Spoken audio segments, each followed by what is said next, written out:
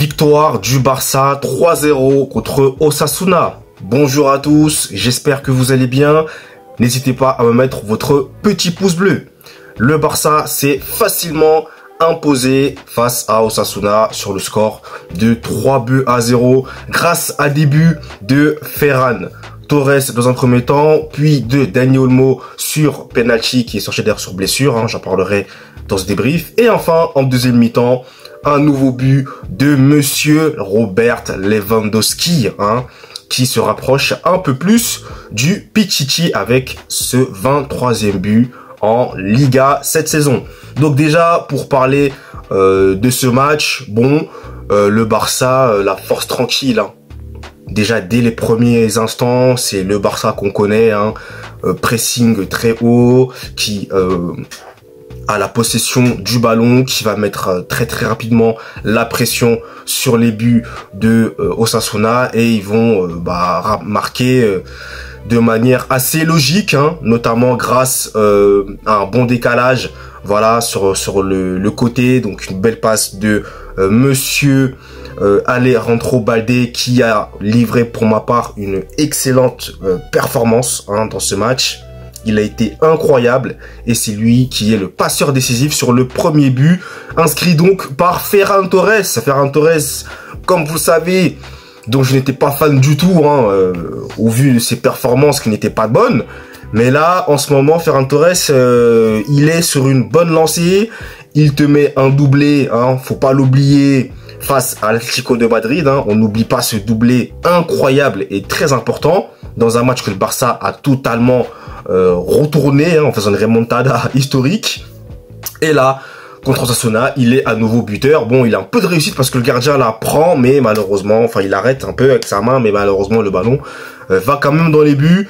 Donc, le Barça, en fait, dans ce match, j'ai envie de vous dire que tout était fait pour qu'il gagne ce match. La réussite était de leur côté. Vous avez notamment le penalty sifflé sur Dani Olmo, qui pour moi, voilà, est clairement sifflable, comme il peut ne pas l'être en raison du fait que j'ai l'impression, quand je regarde les images, que Dani Olmo va un petit peu au contact du gardien. Mais après, le gardien aussi, de son côté, il essaye pas d'enlever son pied. Voilà, donc pour ma part, ça se siffle. Voilà, quand ça se siffle pas, mais il n'y a pas de scandale, Il n'y a pas de scandale, voilà. Je tiens à vous prévenir, parce que vous n'en savez jamais, voilà, il y a penalty, il n'y a pas de problème là-dessus. Donc Dani Olmo qui le tire et qui le rate au début. Retenez bien ce que je dis parce que c'est au début, puisque oui, le penalty sera finalement retiré, puisque Herrera, n'était pas sur la ligne. Donc, quand je vous dis que la réussite était du côté du Barça, c'était le cas. Donc, non seulement Dani Olmo retire le penalty, mais en plus, il le marque. Donc, ça fait 2-0. Et ensuite, malheureusement pour lui, Dani Olmo, il va se blesser. Et encore une fois, Dani Olmo, encore qui est bien trop fragile, ça c'est vraiment dommage. Donc je lui souhaite un prompt rétablissement et j'espère pour lui que ce n'est pas une blessure très grave. Parce que malheureusement là, ça commence un peu à faire beaucoup pour Dani Olmo au niveau des blessures. Et c'est un joueur, encore une fois, qu'on ne peut pas faire jouer tout le temps. On est obligé de le faire, qu'il se repose et qu'il puisse reprendre plus tard. Parce que si tu le fais enchaîner des matchs, il y a un risque de blessure. Et là, pour le coup, il y a eu une blessure de Dani Olmo. Donc ensuite, il a été remplacé par Fermin Lopez qui est rentré en jeu.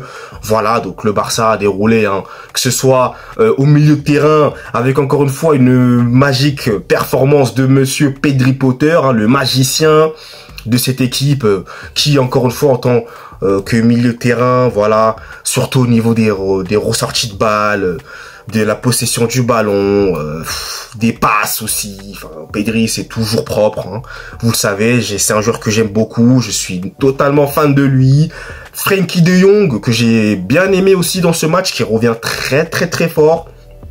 De Jong également. Techniquement, il a été excellent aussi. Voilà, le milieu a déroulé dans ce match. Défensivement, la force tranquille, Monsieur Inigo Martinez, dont on parle pas assez, mais quel joueur! En tout cas, cette saison-là, Inigo, il fait une saison complètement folle. Il est incroyable. Franchement, Inigo Martinez, c'est le défenseur que tu aimes, quoi. Il est rassurant. Il est intelligent. Il a ce petit vice, vous voyez, il a ce petit truc, mais il est malin. Il se place très bien. il relance parfaitement, il ne connaît pas la pression. Lui, il n'y a pas de pression chez lui, ça relance proprement, c'est serein. Et en face, t'as un gardien comme Szczęsny, qui se régale, qui peut prendre son petit transat et se mettre à faire ce qu'il veut. Voilà, tout simplement, il est à l'aise. Szczęsny est à l'aise. Très clairement, il est à l'aise. Donc voilà, et ensuite offensivement, ça a bien déroulé également. Lewandowski qui a rentré en deuxième mi-temps et Lewandowski qui encore une fois a claqué ce beau but sur une passe décisive de Fermín López et une contre-attaque bien emmenée par le Barça. Donc Osasuna n'a pas trop existé dans ce match. Ils ont tenté des petites choses, mais malheureusement ça n'a pas réussi étant donné qu'ils étaient à chaque fois en position de hors-jeu. Comme vous le savez, le Barça joue très haut. Donc forcément c'est compliqué.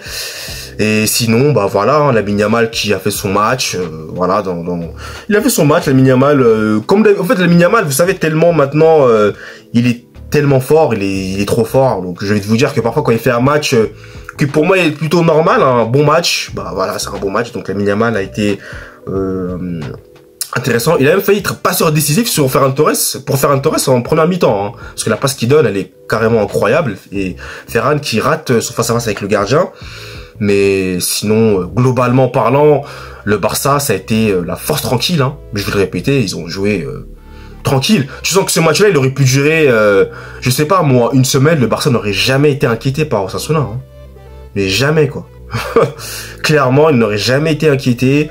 Ils ont joué, voilà, ils ont géré le match, surtout dans le deuxième mi-temps, voilà, ça a été plutôt une gestion, j'ai envie de dire, et puis ils ont conclu par ce troisième but qui a définitivement scellé ce match à tout jamais.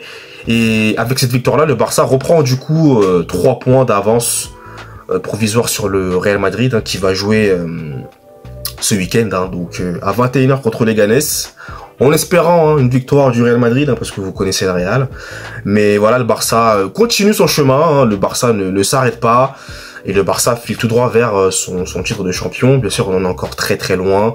Mais bon, au vu de ce qu'ils prouvent, au vu de ce qu'ils font, voilà, c'est totalement une domination sans merci qui est en train d'infliger le Barça à toutes ces équipes de Liga cette saison, en tout cas sous l'ère de Hansi Flick, qui a totalement retourner cette équipe. C'est totalement impressionnant comment le Barça est injouable, voilà, le Barça est vraiment injouable, donc une belle victoire. Et puis surtout le Barça continue donc son avancée vers ce titre là de champion d'Espagne. Ils sont encore en lice pour la Ligue des Champions et encore en lice en Coupe d'Espagne, Coupe d'Europe plutôt, enfin Coupe d'Espagne, ouais, voilà.